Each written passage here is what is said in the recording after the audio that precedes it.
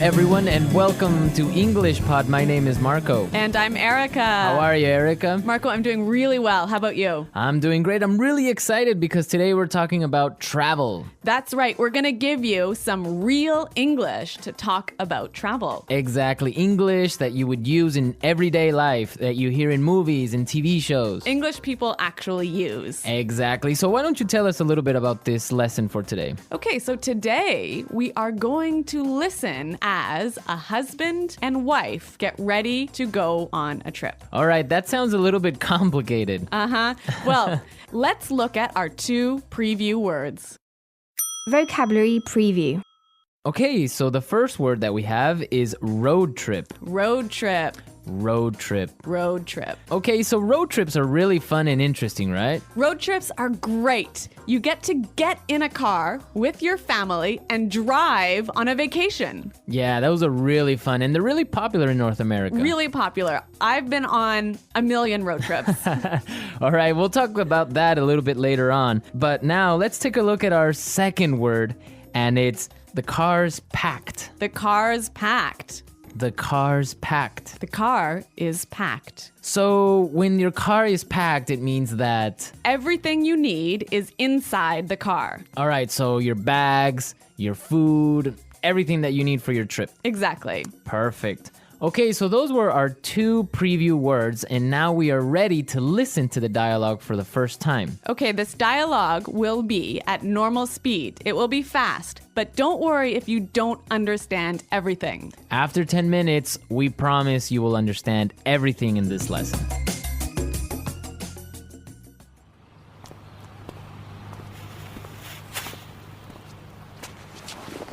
So, are we all ready to go?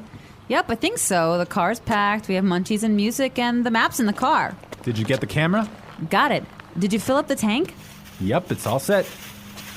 You're sure we're not forgetting anything? I'm sure. We've got all our bases covered.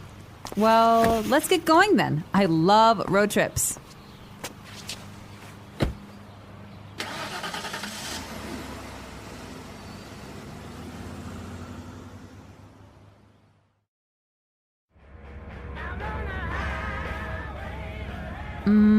Do you think we can make a pit stop?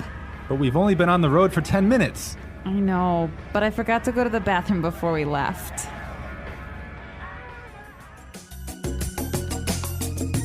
Well, she forgot to go to the bathroom. Yeah, I hate it when this happens. This happens to me on almost every road trip.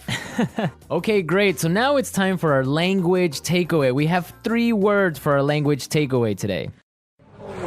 Language takeaway. And the first word is munchies. Munchies. Munchies. So munchies are Snacks. snacks, food, Food, chips, chips, cookies, chocolate bars. all that good stuff. I love munchies. And they're really good when you're taking a road trip. Indeed. Okay, so let's take a look at our second language takeaway word for today, and it is fill up the tank. Fill up the tank. Fill up the tank. Fill up the tank. So this is to Put gas in your car. put gas in the gas tank. In the gas tank, exactly. All right, our last language takeaway today is Pit stop. pit stop. Pit stop. Make a pit stop. It's a quick stop for you to get some gas, food, go to the bathroom. Yeah, a pit stop, a quick stop. Great, so now it's time for putting it together. Putting it together. Okay, so we have 2 great phrases for you today. Let's take a look at the first one. We've got all our bases covered. We've got all our bases covered. We've got all our bases covered. This is a really great phrase, and it's really useful, right? Yeah, let's listen to a couple of examples. Example 1. We've got all our bases covered in case the hurricane hits. Example 2. Okay, I have my keys, wallet, and passport. Looks like I have all my bases covered. Okay, it's clear now, but you can use this in a lot of different situations, right? You can use this in many situations. If I'm at work, I could say, All right, we've got a really good marketing plan. We've got all our bases covered. Exactly. You have everything ready. You're all prepared. Perfect. All right. Now let's take a look at our second phrase, and it's let's get going. Let's get going. Let's get going. Let's get going. All right. So when you say let's get going, it just means Let's start. let's start. Let's go. Yep. Okay. But the interesting thing about this phrase is you can change it a little bit and it means something different. Let's listen to a couple of examples. Example 1. I have the chicken, so let's get cooking. Example 2. This house is really scary. Let's get out of here. Example 3. I have another meeting in 20 minutes, so let's get down to business. So let's get down to business, Marco. Let's get down to business. Let's listen to the dialogue one more time, but this time, It'll be a little bit slower and you'll understand much better. So, are we all ready to go? Yep, I think so. The car's packed, we have munchies and music, and the map's in the car. Did you get the camera? Got it. Did you fill up the tank? Yep, it's all set. You're sure we're not forgetting anything? I'm sure. We've got all our bases covered. Well, let's get going then. I love road trips. Do you think we can make a pit stop? But we've only been on the road for 10 minutes. I know, but I forgot to go to the bathroom before we left. So that was a little more clear this time, wasn't it? yeah, you can definitely understand better about what we've been talking about. Yep. Okay, so now it's time to look at Fluency Builder. Erica, why don't you explain what Fluency Builder is? In Fluency Builder, we give you some great, useful phrases to help you express your ideas clearly. Okay, great. So let's look at Fluency Builder. Fluency Builder. All right, so we all know how to ask the question, are we ready to go? That's right. You can say, can we go now? Or you can say, are we ready to go? Exactly. But there's another way that we can say this, and we heard it in our dialogue. So let's listen. So, are we all ready to go? So, are we all ready to go? Wow, that sounds really good. It sounds a lot more fluent. Fluent, exactly. Yeah. Okay, so another simple phrase that we all know how to say is, it is ready. It is prepared. It is ready. Right. So these examples are fine. They're right. Yeah, they're correct English, no problem. But there's another way to say this that we heard in the dialogue, and it sounds a lot more fluent. Yep, it's all set. Yep, it's all set. It's all set. That sounds much better. Yes, and we're all set to listen to this dialogue for a third time, and this time it's going to be at its normal speed.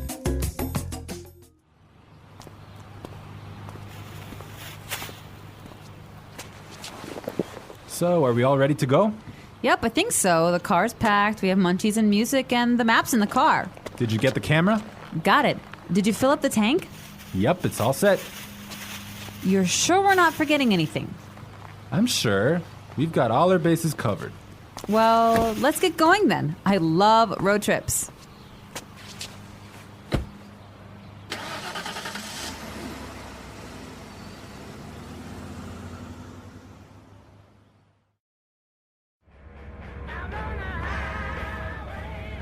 Do you think we can make a pit stop? But we've only been on the road for 10 minutes. I know, but I forgot to go to the bathroom before we left.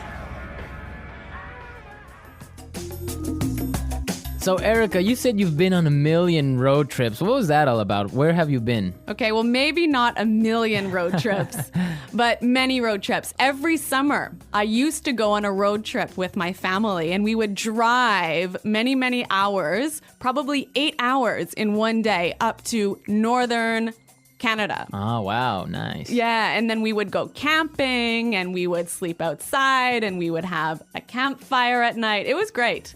Family road trip. Yeah, but maybe 8 hours in a car is a little too long. Well, yeah. Well, I've been on a different kind of road trip with some buddies of mine, some friends. We would drive to Las Vegas. Really? Yeah. So that's really fun. A bunch of crazy guys in a car going to Las Vegas and then just having fun and talking about everything. So that's a much different experience than a family road trip. Maybe that sounds a little bit more fun. Yeah, 8 hours in a car is not really that boring with all your friends. All right, folks, we're out of time for today, but be sure to visit our website at englishpod.com and leave all your questions and comments. Okay, well, thanks for listening, and until next time, goodbye. Bye.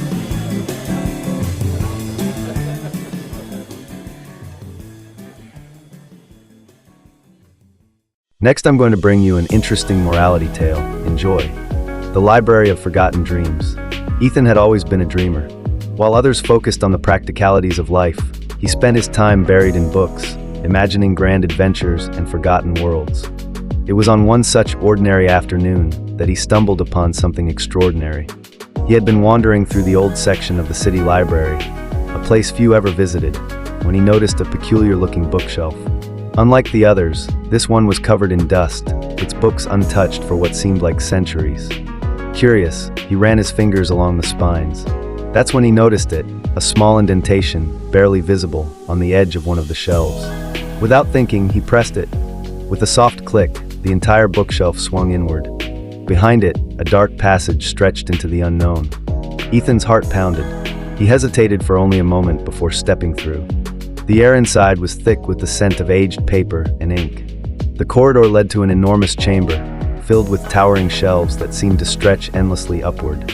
It was a library, one unlike anything Ethan had ever seen. The books here weren't bound in ordinary covers. Some shimmered like liquid silver, others pulsed with a soft glow, as if alive. The entire place hummed with an energy that made his skin tingle. He reached for a book at random and flipped it open. The pages were blank. Frowning, he grabbed another. This one was the same, no words, no illustrations, just empty sheets. "What kind of library is this?" he murmured. Then a voice answered, "The Library of Forgotten Dreams." Ethan spun around. An elderly man in a dark robe stood before him, his piercing blue eyes twinkling with amusement. "You have entered a place that few ever find," the man said. "A sanctuary for stories that were never told, dreams that were abandoned before they could take shape." Ethan's breath caught. "You mean, these books are unfinished dreams?" The man nodded. Some were forgotten by their dreamers. Others were lost before they could be written. This library holds them all, waiting for someone to bring them to life. Ethan looked around in awe. But why are they blank? Because they need a storyteller. Ethan ran his fingers over the empty pages. Could it really be true? "Go on," the old man urged. "Try writing." Ethan hesitated, then pulled a pen from his pocket and pressed it to the paper. The moment the ink touched the page, something incredible happened. The letters shimmered, lifting from the paper and floating into the air. They twisted and swirled, forming shapes, mountains, rivers, castles in the sky. The room filled with the sound of galloping hooves, the rush of the ocean, the laughter of unseen people. Ethan gasped. His story was coming to life before his eyes. He turned to the old man. "This is magic." The man smiled. "No, my boy, this is the power of imagination." Ethan spent hours, perhaps even days, writing. Each word he penned gave life to a new world, a new adventure. He wrote of lost kingdoms and forgotten heroes, of talking shadows and cities made of stars. And with each story, the blank books around him filled with color, their covers glowing brighter. But then he noticed something. Some books never changed. No matter how much he wrote, their pages remained empty. He turned to the old man. "Why don't these books fill in?" The man's expression grew solemn. "Some dreams were lost too long ago," he said. "Their dreamers have forgotten them completely. Without someone to remember, they will remain empty forever." Ethan's heart ached at the thought. How many dreams had been lost to time, never to be realized? "Can I help them?" he asked. The man studied him, then slowly nodded. "You can, but it will require a great gift, your own dreams." Ethan froze. If he chose to help, he would have to give up his own stories, his own unwritten adventures. Could he do that? Chapter 5, The Choice. Ethan stared at the empty books, his mind racing. He had always wanted to write, to create worlds of his own. But the thought of letting these forgotten dreams disappear forever was unbearable. He took a deep breath. "I'll do it." The old man's eyes gleamed. "Then write, young dreamer. Give them life." Ethan picked up his pen, and for the first time, didn't write for himself. He wrote for the dreamers who had forgotten, for the stories that had been lost. As he wrote, the books around him began to glow. One by one, their pages filled with words, their covers shining like stars. And then, the library trembled. The old man placed a hand on Ethan's shoulder. "Your work is done." Before Ethan could speak, the world around him blurred. He felt himself falling. Ethan woke up at his usual spot in the city library, his head resting on an open book. Had it all been a dream? He sat up, rubbing his eyes. The passage, the glowing books, the old man, it felt so real. Then something caught his eye. Beside him lay an unfamiliar book. Its cover was deep blue, shimmering with a faint golden light. His hands trembled as he picked it up. On the first page, in his own handwriting, were the words, "To the dreamers who once forgot, may you always remember." Ethan smiled. The library of forgotten dreams had vanished, but its stories remained. And now, it was his turn to share them with the world. That's all for today. See you next time.